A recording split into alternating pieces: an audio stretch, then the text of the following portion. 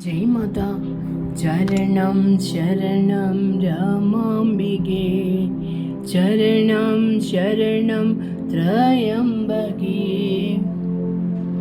സദ്ഗുരു ശ്രീ രമാദേവിയമ്മയുടെ അഭിപ്രായത്തിൽ ആത്മനിയന്ത്രണം എന്നത് വികാരങ്ങളുടെ വേലിയേറ്റത്തിലെ ഒരു ശാന്തതയാണ്.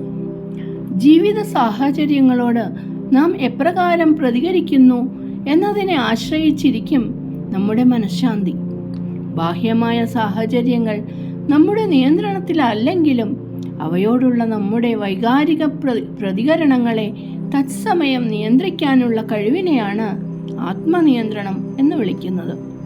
സദ്ഗുരു ശ്രീ രമാദേവിയമ്മയുടെ തത്വങ്ങൾ പ്രകാരം ഭക്തിയും വിവേകവും ചേർന്ന ഒരു മനസ്സിന് മാത്രമേ ഏതൊരു സാഹചര്യത്തിലും സമചിത്തത പാലിക്കാൻ സാധിക്കൂ.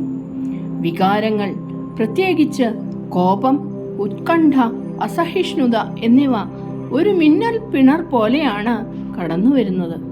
ആ നിമിഷം തന്നെ അവയെ തിരിച്ചറിയുകയും നിയന്ത്രിക്കുകയും ചെയ്യുന്നത് ഉന്നതമായ ആത്മബോധത്തിൻ്റെ ലക്ഷണമാണ്.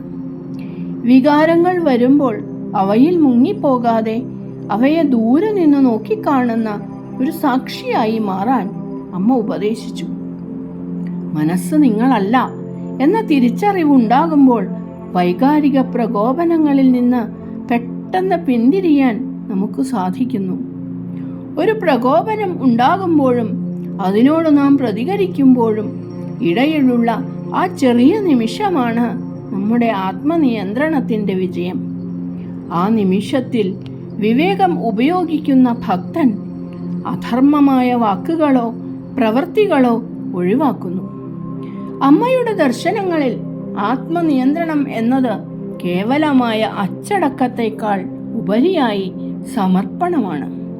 മനസ്സ് ചഞ്ചലമാകുമ്പോൾ നാമജപത്തിലൂടെയോ പ്രാർത്ഥനയിലൂടെയോ അതിനെ ഭഗവാനിലേക്ക് തിരിക്കാൻ അമ്മ പഠിപ്പിച്ചു. തത്സമയം ഉണ്ടാകുന്ന വൈകാരിക സമ്മർദ്ദങ്ങളെ ലഘൂകരിക്കാൻ ഈ ആത്മീയ പരിച സഹായിക്കുന്നു.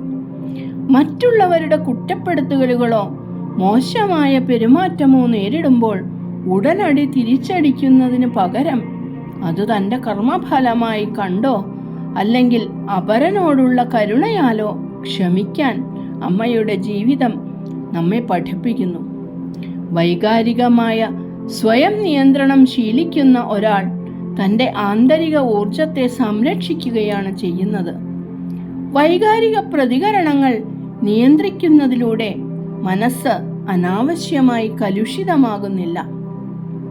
ഇത് ഏത് പ്രതിസന്ധിയിലും ശാന്തമായ തീരുമാനങ്ങൾ എടുക്കാൻ സഹായിക്കുന്നു. തത്സമയ നിയന്ത്രണം പാലിക്കുന്നവർ അനാവശ്യമായ തർക്കങ്ങളിൽ നിന്നും പിണക്കങ്ങളിൽ നിന്നും വിട്ടുനിൽക്കുന്നു. ഇത് കുടുംബത്തിലും സമൂഹത്തിലും സമാധാനപരമായ അന്തരീക്ഷം സൃഷ്ടിക്കുന്നു. ചുരുക്കത്തിൽ ശ്രീ രമാദേവിയമ്മയുടെ തത്വങ്ങൾ പ്രകാരം ആത്മനിയന്ത്രണം എന്നത് ആത്മാവിൻ്റെ വിജയമാണ്. മനസ്സിനെ കീഴടക്കുന്നവൻ ലോകത്തെ കീഴടക്കുന്നു എന്ന ആപ്തവാക്യം പോലെ സ്വന്തം വികാരങ്ങളുടെ മേൽ നിയന്ത്രണമുള്ളവർക്ക് മാത്രമേ ആത്മീയ പാതയിൽ മുന്നേറാൻ സാധിക്കൂ.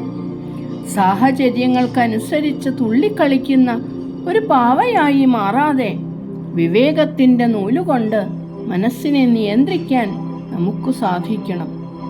ഓരോ നിമിഷവും ബോധപൂർവമായ ജാഗ്രതയോടെ ജീവിക്കുമ്പോൾ ആത്മനിയന്ത്രണം ഒരു സ്വാഭാവിക ഗുണമായി മാറുന്നു.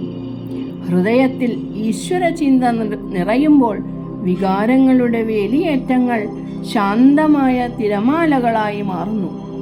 അമ്മ അരുളി ചെയ്ത പോലെ ശാന്തതയാണ് നിങ്ങളുടെ ശക്തി, ആത്മനിയന്ത്രണമാണ് നിങ്ങളുടെ ആയുധം. ശരണം ശരണം രമാംബികേ, ചരണം ശരണം ത്രയംബകേ, ചരണം ശരണം രമാംബികേ, ചരണം ശരണം ത്രയംബകേ, ചരണം ശരണം രമാംബികേ, ചരണം ശരണം ത്രയംബകേ. ജയ് മാതാ.